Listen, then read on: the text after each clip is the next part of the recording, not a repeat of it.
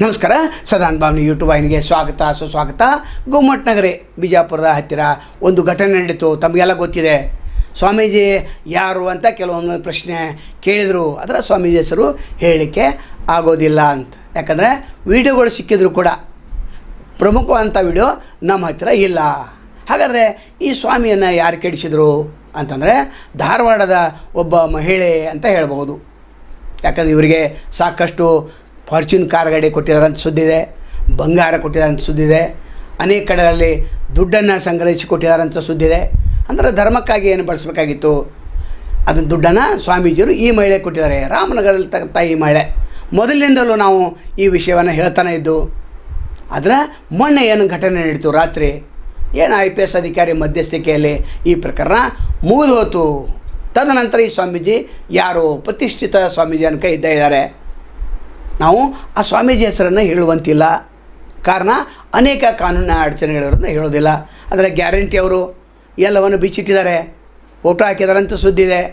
ನಾನು ಸಂಯುಕ್ತ ಕನ್ನಡದಲ್ಲಿ ಸಂಪೂರ್ಣವಾದ ವರದಿ ಬಂತು. ನಂತರ ಬಿಜಾಪುರದ ಬದಿಗಿರ್ತಕ್ಕಂಥ ಒಬ್ಬ ಮಂತ್ರಿ, ಮಾಜಿ ಸಚಿವ ಈ ಪ್ರಕರಣವನ್ನು ಮುಗಿಸಿಬಿಟ್ರು ಅಂತಲೂ ಇದೆ.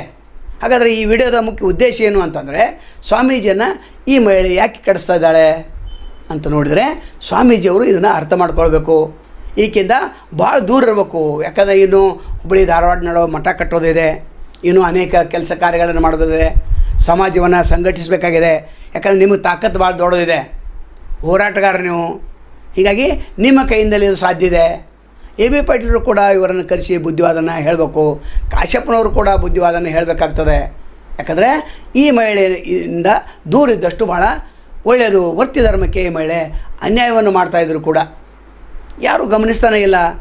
ದಿಲ್ಲಿಯಲ್ಲಿ ಒಂದು ಪ್ರಕರಣದಲ್ಲಿ ಇವರು ಕೂಡ ನಾಪತ್ತೆಯಾಗಿದ್ದರು. ಆವಾಗ ಕೂಡ ಸ್ವಾಮೀಜಿಯನ್ನು ಕೆಲವು ಜನ ಕ್ಷಮಿಸಿದರು. ಆದರೆ ಈಗ ಇವರಿಗೆ ಬುದ್ಧಿ ಹೇಳೋರು ಯಾರು ಅನ್ನುವಂಥ ಪ್ರಶ್ನೆ ಎದುರಾಗಿದೆ. ಯಾಕಂದರೆ ಸಮಾಜದವರು ಎಲ್ಲೆಲ್ಲೂ ಯಾವ ಊರ ಹೋದಾಗ ಎಷ್ಟೆಷ್ಟು ಹಣವನ್ನು ಕೂಡಿಸಿಕೊಟ್ಟರು, ಆ ಕೂಡಿಸಿದ ಹಣ ಎಲ್ಲಿ ಹೋಗ್ತಾ ಇದೆ ಅನ್ನೋದು ಈಗಾಗಲೇ ತಮಗೆ ಹೇಳಿದ್ದೇನೆ. ಇನ್ನೂ ಅನೇಕ ಪ್ರಕರಣಗಳಲ್ಲಿ ಸ್ವಾಮೀಜಿ ಸಿಕ್ಕಿ ಹಾಕಿಕೊಂಡಿದ್ದಾರಾ ಗೊತ್ತಿಲ್ಲ. ಯಾಕಂದರೆ ವೀಡಿಯೋಗಳ ಮೇಲೆ ವೀಡಿಯೋಗಳು ಹರಿದಾಡ್ತಾ ಇವೆ. ಪೊಲೀಸರು ಕೆಲವೊಂದು ವೀಡಿಯೋಗಳನ್ನು ಡಿಲೀಟ್ ಮಾಡಿದರು. ಆದರೆ ಕೆಲವರು ಇನ್ನೂ ಮೊಬೈಲ್ನಲ್ಲಿ ಇಟ್ಕೊಂಡಿದ್ದಾರೆ. ಅದೇನಾದರೂ ಗ್ಯಾರಂಟಿ ನ್ಯೂಸ್ಗೆ ಸಿಕ್ಕಿದೆಯಾ ಗೊತ್ತಿಲ್ಲ. ಒಟ್ಟಾರೆ ಈ ಸ್ವಾಮೀಜಿಯವರು ಈ ಮಹಿಳೆಯಿಂದ ದೂರಿದ್ದಷ್ಟು ಭಾಳ ಒಳ್ಳೆಯದು. ಅದಕ್ಕೆ ನಾವು ಪ್ರಥಮವಾಗಿ ಹೇಳಿದ್ದೇವೆ, ಸ್ವಾಮೀಜಿಯರ ಹೆಸರನ್ನು ಹೇಳುವಂತಿಲ್ಲ, ಆ ಮಹಿಳೆ ಹೆಸರನ್ನು ಕೂಡ ಹೇಳುವಂತಿಲ್ಲ. ಯಾಕಂದರೆ ಕಾಶ್ಯಪ್ಪನವ್ರಿಗೆ ಮಾತ್ರ ಗೊತ್ತಿದೆ. ಕಾಶ್ಯಪ್ಪನವ್ರ ಕಡೆ ಮಾತ್ರ ಅವ್ರ ಕಡೆ ಎಲ್ಲ ವೀಡಿಯೋಗಳಿದೆ. ಆದರೆ ಸಮಾಜದ ಒಂದು ಹಿತದೃಷ್ಟಿಯಿಂದ ಅವರು ಮಾತಾಡೋದಿಲ್ಲ, ನಾವು ಮಾತಾಡೋದಿಲ್ಲ. ಅದರ ಈ ಬಹಿರಂಗವಾದಂಥ ಈ ಹೇಳಿಕೆಗಳನ್ನು ಯಾರೂ ನೀಡ್ತಾನೇ ಇಲ್ಲ, ಎಲ್ಲರೂ ಮೌನಿದ್ದಾರೆ. ಭಾಳ ಒಳ್ಳೆಯದು. ಯಾಕಂದರೆ ಸಮಾಜಕ್ಕೆ ಇಂಥ ಘಟನೆ ರಾತ್ರಿ ನಡಿಬಾರ್ದಾಗಿತ್ತು, ಅದು ನಡೆದು ಹೋಗಿದೆ. ಒಟ್ಟಾರೆ ಈ ಪ್ರಕರಣದ ಎಲ್ಲಿ ಯಾವ ಹಂತಕ್ಕೆ ಹೋಗಿ ಮುಟ್ತಿದೆ ಕಾದು ನೋಡಬೇಕು.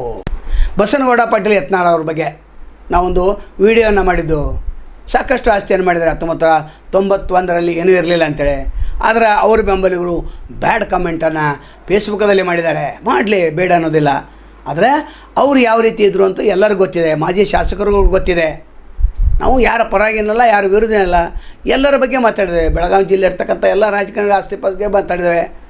ನಂತರ ಒಬ್ಬರು ಹೇಳಿದ್ರು ಯಡಿಯೂರಪ್ಪರ ಬಗ್ಗೆ ಮಾತಾಡು ಅಂತ. ಯಡಿಯೂರಪ್ಪರ ಬಗ್ಗೆನೂ ಮಾತಾಡಿದೆ. ನಂತರ ಅವ್ರ ಮಗನ ಜೊತೆನೂ ಮಾತಾಡಿದ್ದೇವೆ. ಯಾರನ್ನೂ ಬಿಟ್ಟಿಲ್ಲ. ನೀವೇನನ್ನೋದು ಒಬ್ಬರನ್ನು ಬಿಟ್ಟಿದ್ದಾರೆ, ಯಾವುದೋ ಒಂದು ಪೇಮೆಂಟ್ ಆಗಿದೆ ಅಂತೆ. ಪೇಮೆಂಟನ್ನು ಸಂಬಂಧ ಬರೋದಿಲ್ಲ ಇಲ್ಲಿ. ಅವ್ರು ಏನು ಮಾಡಿರ್ತಾರೆ ಅದನ್ನು ಹೇಳಬೇಕು. ಅಂದರೆ ನಿಮ್ಮ ರಾಜಕಾರಣಿಗಳು ಯಾವ ರೀತಿ ಇದ್ದಾರೆ, ಬೆಳಗಾವಿ ಜಿಲ್ಲೆಯ ರಾಜಕಾರಣಿಗಳು ಎಷ್ಟೊಂದು ಭ್ರಷ್ಟರು, ಎಷ್ಟೊಂದು ದುಡ್ಡನ್ನು ಮಾಡಿದ್ದಾರೆ. ನಾಳೆನ ವಿಡಿಯೋದಲ್ಲಿ ಹೇಳ್ತೇವೆ. ನಾಳೆನ ವಿಡಿಯೋ ಭಾಳ ಮಹತ್ವದಿದೆ. ನಾಳೆ ಮತ್ತು ತಮ್ಮನ್ನು ಭೇಟಿ ಆಗ್ತೇವೆ. ಅಲ್ಲಿವರೆಗೆ ಎಲ್ಲಿ ಶಿವಾಗಲಿ. ನಮಸ್ಕಾರ.